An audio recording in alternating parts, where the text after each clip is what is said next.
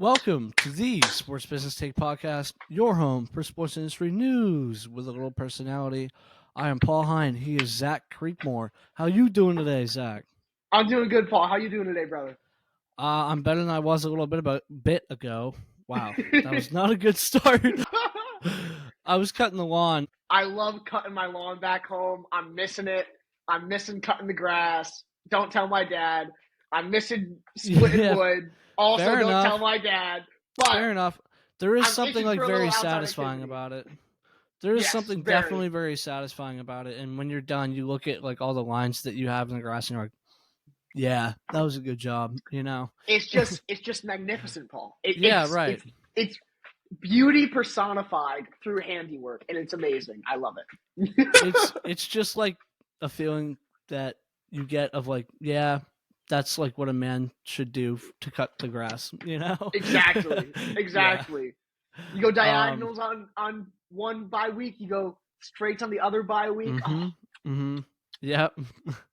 My yard's weird though because there's so many like different curves and stuff in it, and there's like little trees and islands that pop up all over the place, so you have to go like around things. Yep, you make the little circles. The grid is just weird, yeah. But today, actually this weekend, I have an exciting opportunity that I'm really happy about. I emailed a bunch of clients this week, and AU New England, actually, like the organization of AU New England, got back to me, and they were like, yeah, we'd love to have you come film our conference finals this weekend. That's banging.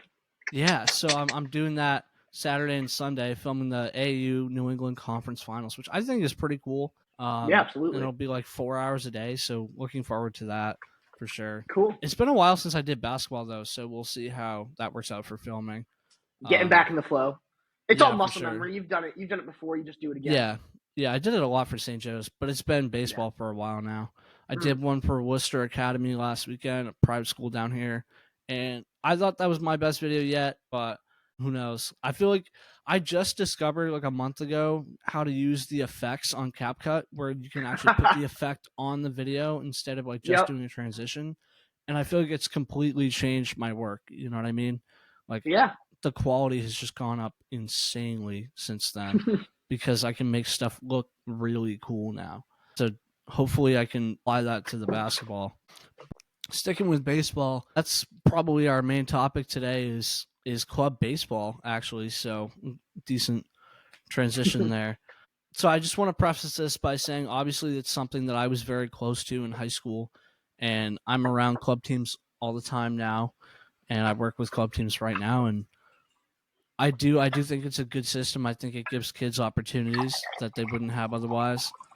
And in general, I think showcases and that type of thing can be positive things. There is a lot of money involved in it, which is, debatable on how you want to go on that. But like, I love working with clients that are club teams. I think it's a good thing, and that's where a lot of the good players are. So hopefully, just not like even to cover my ass or anything, just saying like I'm looking forward to having good relationships with club teams going forward.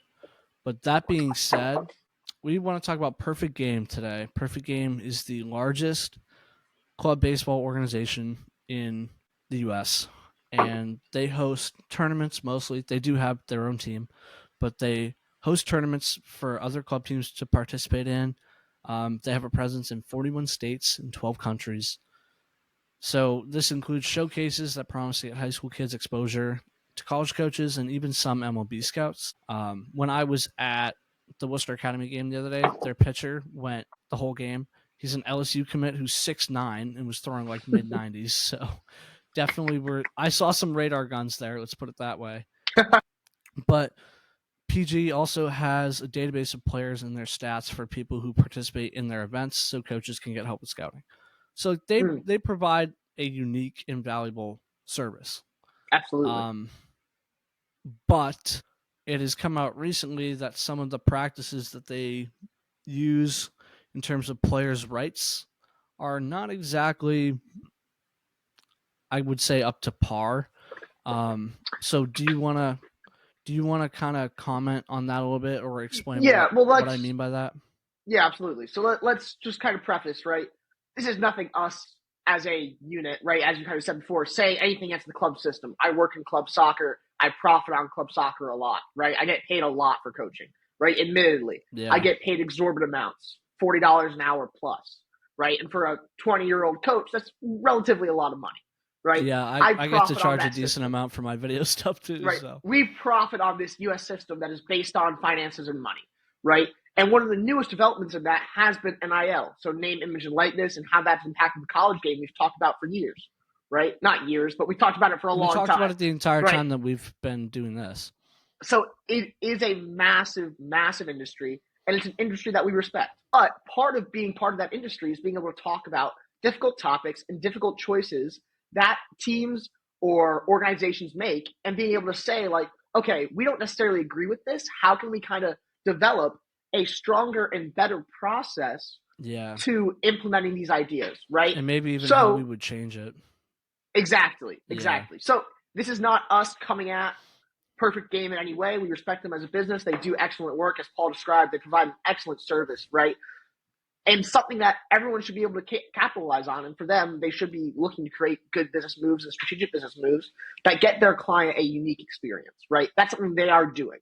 But what came out this week was they're going into this kind of NIL and high school athlete space, right? Where basically players, softball players, baseball players who are competing and attending Perfect Game USA showcases, they're required to sign away their personal rights to NIL compensation derived from said showcases. Yeah. Now, right, part one, question for you. This is specific to those showcases, correct?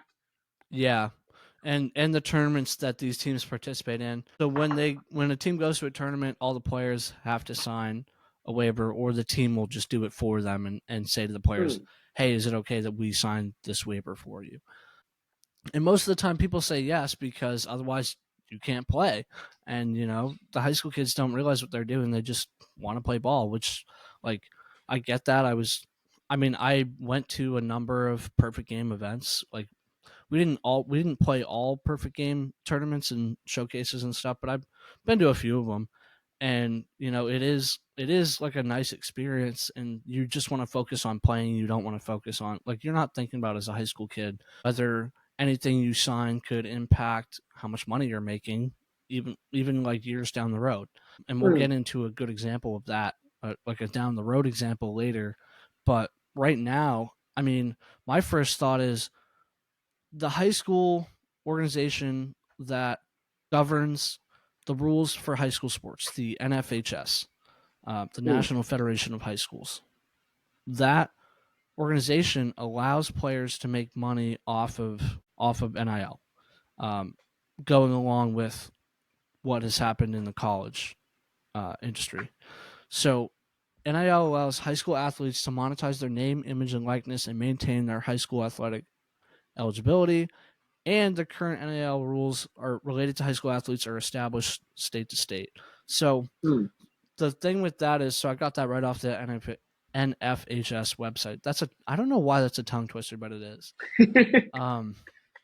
So it does depend state to state, like what high school you're in, and maybe to me that's a reason that Perfect Game has those rules, so that they can have it just one solid board across the country, like have it be the same for everyone, instead of for 20 states them not having the ability to make the money, and that seeming unfair because Perfect Game is allowing kids in other states to do that. Right. So like Good point. they're in a tough spot, which, like, I get that, but I don't know. It seems not right to me that these kids don't get to make money off of, if they're like really good top prospects and they have people asking them to sign autographs and produce merchandise and offer endorsement deals to partner with brands or companies, like even just baseball brands. Like if they wanted to partner with, I don't know, let's say Mizuno or DeMarini or any of those baseball companies, they could do that under NIL. But if you're participating in Perfect Game, you can't do that while participating in a Perfect Game tournament. So in my opinion, I think that is something that I would change. I would allow them to make money off of that as long as it's either a perfect game sponsor or it's a sponsor that doesn't conflict with a perfect game sponsor. Like from the tournament's perspective, that would make sense to me. If it's a company that, let's say, we're partners with DeMarini and we don't want any other companies our athletes to be partnered with. I'm not saying this is a thing, by the way, because I don't know who they're partnered with. But let's say we don't want them to be partnered with Mizuno, then we don't allow the athletes to have a deal with Mizuno, right? Or the ones who do can't participate in the tournaments, which even that in itself seems a little unfair. But I don't know, maybe that's kind of a solution. So yeah, I just think one reason to have it could be that it keeps the control of sponsors and what money is going into the events in their hands. Yeah, and I think you make a good point here, right? It is something where it's like, well, okay, the NFHS has allowed high school athletes to have the opportunity to make money, right? And yes, that's important. That's it's a key thing. But how many high school athletes are actually capitalizing on that? One, I'm not totally sure. So that's question number one for me. Only the top prospects. Right. So now. only the top 1%, right? So that's kind of like that's a really small percentage of people. Now, do those people deserve to be able to make that money? Possibly yes. Yeah. Right. But in baseball, a lot of those athletes are in perfect game tournaments. I'll tell you that right now. Right. Which like, is all the top teams play in PG tournaments. Correct. Which as they should, because perfect game has somewhat of a monopoly, as the articles we've read has said. Right. Mm-hmm. There's somewhat of a monopolized industry here, which also is kind of concerning and unethical, right? Monopoly creates problems like we're seeing kind of here. But for me, even, it's specific to each one of their tournaments, right? So you're signing an NIL deal doesn't mean you can't have an NIL deal outside of that tournament that you're still profiting on, although it doesn't necessarily like, they are not saying you can't have NIL deals because you're part of this tournament. They're saying we want your NIL rights to be able to use your name, image, and likeness in promotion of our tournament. Right. Yeah, that's so right. I think it's two different worlds here, right? Now, yes, it's unethical, but I think a lot of people are misinterpreting this. Whereas, okay, what Perfect Game is doing is saying we want to be able to promote our product using the people competing in our product. Yeah. Now, and do we those don't people have to? We don't want to pay 15-year-olds to be like, okay, we're going to put you on a baseball card. The 15-year-old's like, holy moly, you're putting me on a baseball card? Holy shit, let's go. Right, and now, that's how they've kind of gained that system. Right, so yes, that's somewhat unethical because you're using that person's name, image, and likeness for a product or to promote your product. And if that person is genuinely raising the, let's say, we'll use the term GDP, so your gross domestic product for your business, right? Then you're thinking, okay, that's like,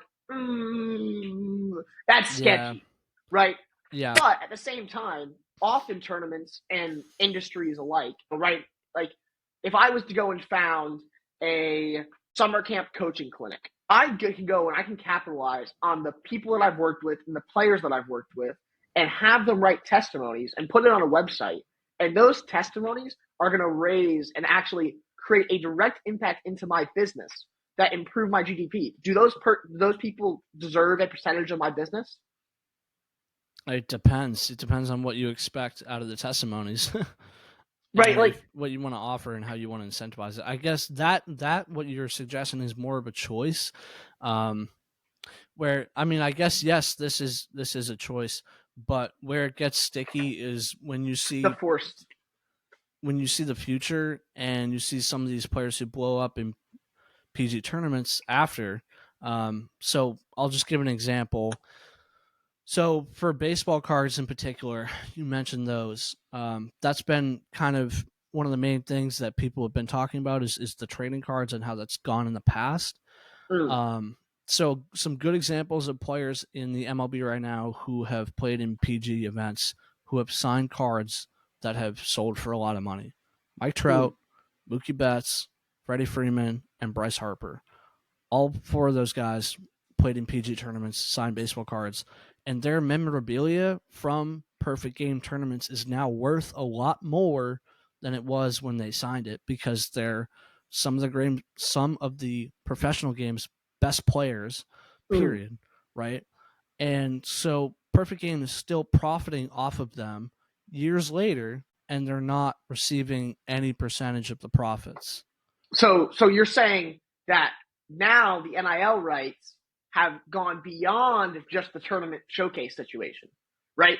So I think they here's should. where we've broken the gray area, right? That's a personal From opinion, but from my understanding, the NIL deal is exclusively for the tournament's competition.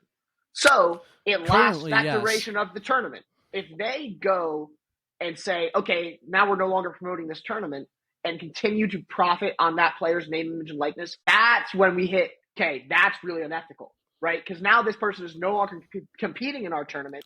There is Yeah. no longer a contract.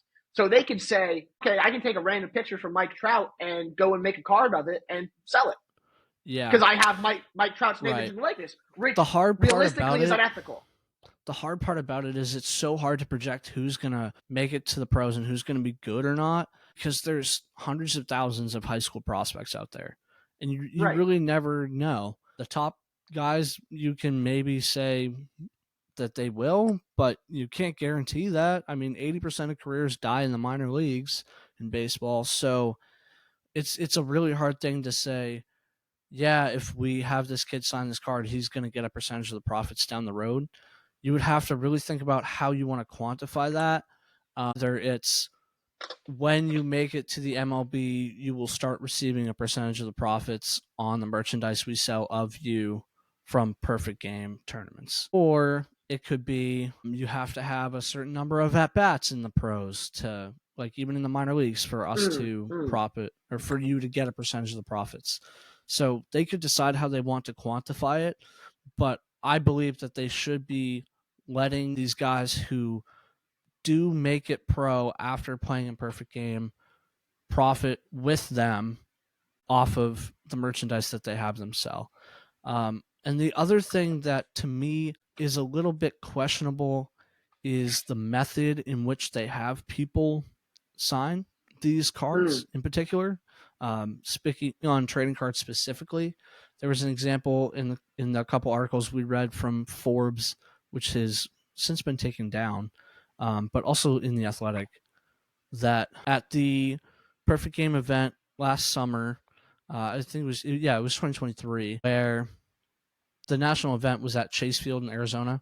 Players were told to go off the field into the manager's office and sign, quote, volumes of trading cards while the CFO was in the room, but they weren't allowed to bring in any parents or advisors. So I don't And know. again, that's it. It is just sketchy, right? Yeah. And that's the thing where I don't necessarily think having high school students sign NIL deals to kind of eliminate this gray area for the tournament is wrong. My biggest issue is, okay, now they're really going about it in this really sketchy way where they're trying to take advantage of these young people. And that's where Yeah. I feel uncomfortable, because I don't think the realistically, idea itself is a bad idea. I just think the no, execution needs to be different. exactly, right? Because NIL is a serious concern for a lot of sports businesses. And it is really something that's important that you understand, because if you go and use someone's name, image, and likeness and promotion of your business and they haven't consented to it, they can sue you, right? So you Yeah. need to have this concept of how can we work around this. So if I was working with an athlete and I say, you're going to be in a video, well, I need some form of verbal or written contract that's going to say, I've agreed to this. Now, Yeah. without that, it leaves me in this uncomfortable space where I probably don't have that safety, right? And Perfect Game here are trying to protect their product and their company by having this NIL contract, which is really important. Now, the problem becomes, well, how are they using this NIL contract? And they're using it in a way that really takes advantage of the athlete by producing merch that's specific to these high school student athletes who are minors and can't really sign off on a contract, admittedly, right? So there has to be some form of parental consent. There has to be other things that are there. So again, Yeah, more but gray then when you area. don't allow the parents in the rooms. Correct. When you don't allow them to have counsel or solid advice, again, you're taking advantage of minors. Yeah, I mean, which high is school kids genuinely can't be represented by agents because they're not 18. So correct. you can't Exactly. really have agents there, but agents are allowed to advise high school kids. So I feel like even more than the parents, maybe an agent would be a better person for that. And maybe we see that change. Maybe we see agents be allowed to represent kids at 16 years old because of Right. because it's NIL now. But who knows if that ever happens or not. I thought this comment from anyone who knows baseball knows the name Scott Boras. He's the biggest and most powerful agent in baseball. He represents like half the damn players in MLB, if not more. I'm probably underestimating.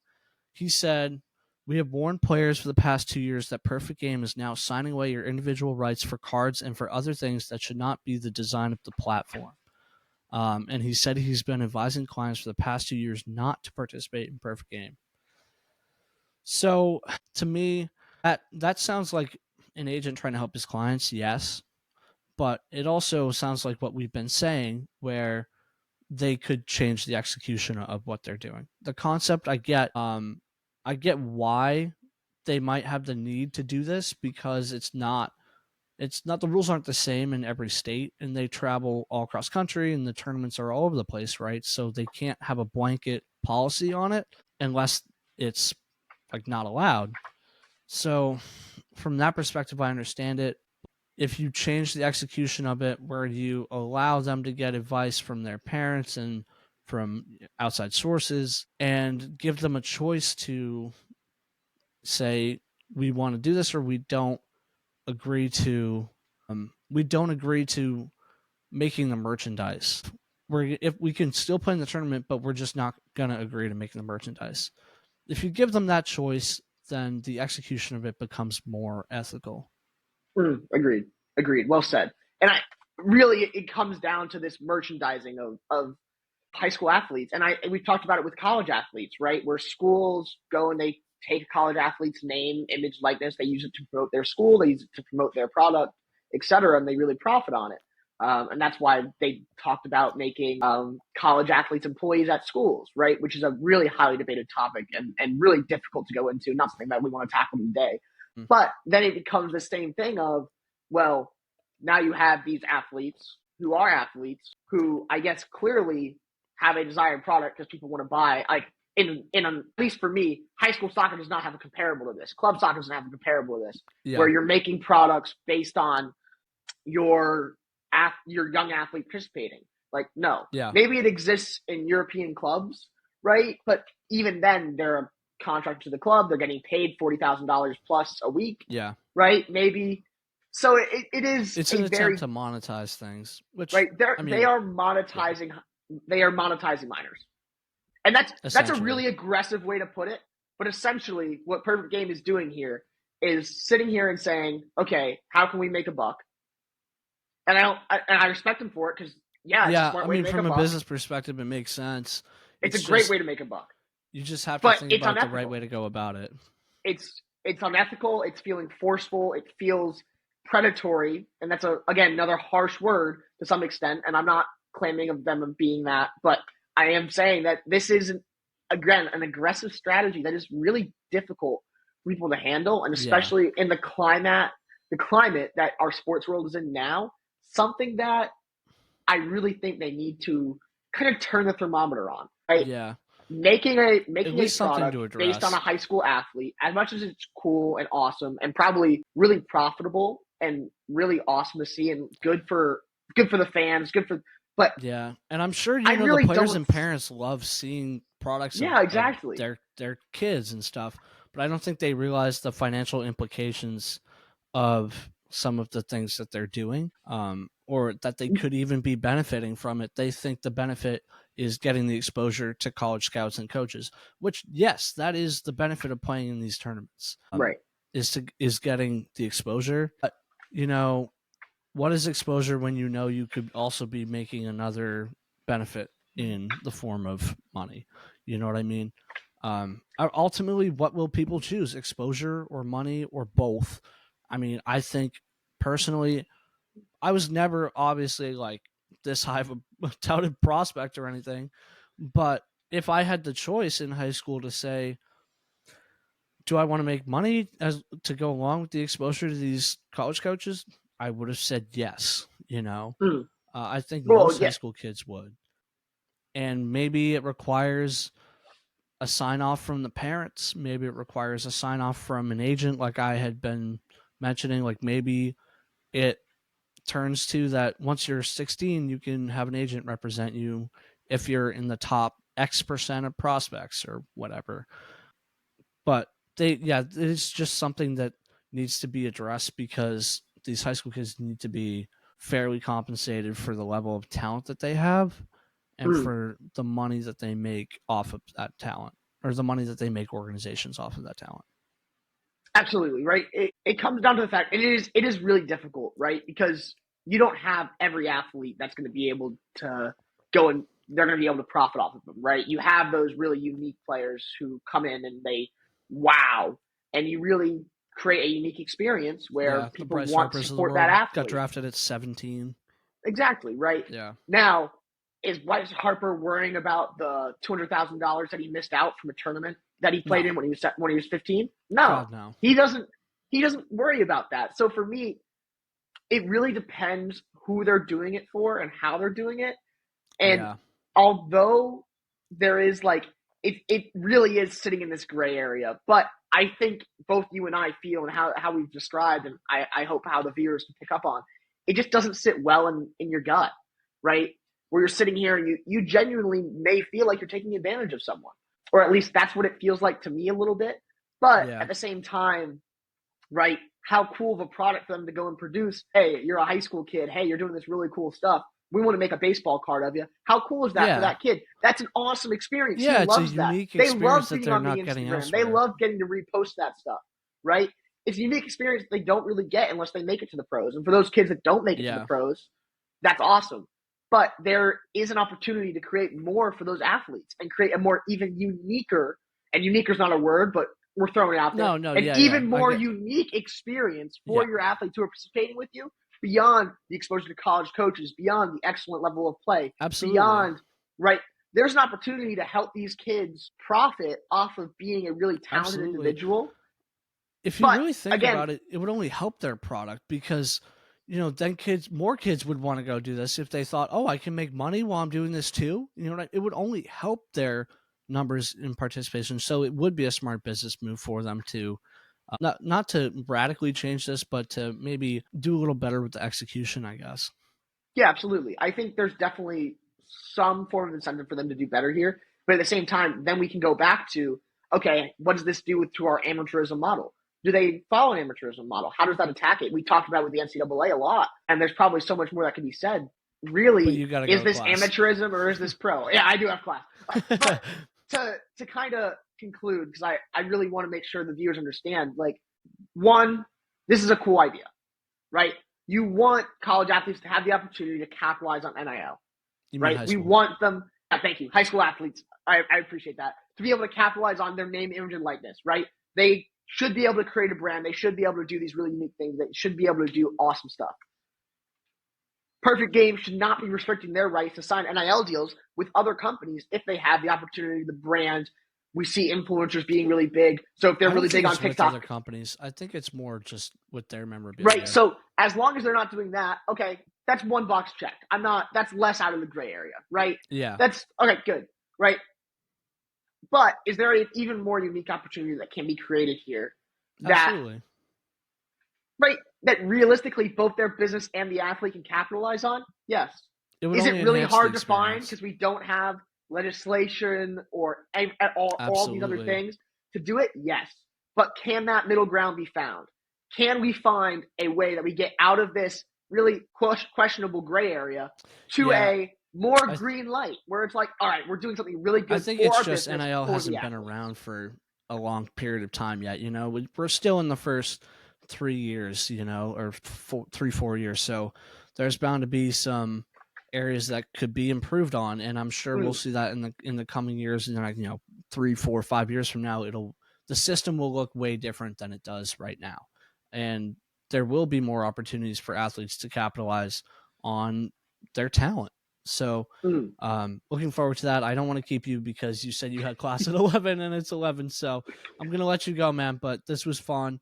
And we'll see you guys next week. And we will be back with a guest related to this topic, actually. So I wonder if we'll ask him a little bit about this. But That would be just a cool. little. I'd like to go back to this. There's so much more that can be said. Yeah, I agree. But Just a little yeah. tease. But all right, we'll see you guys next week.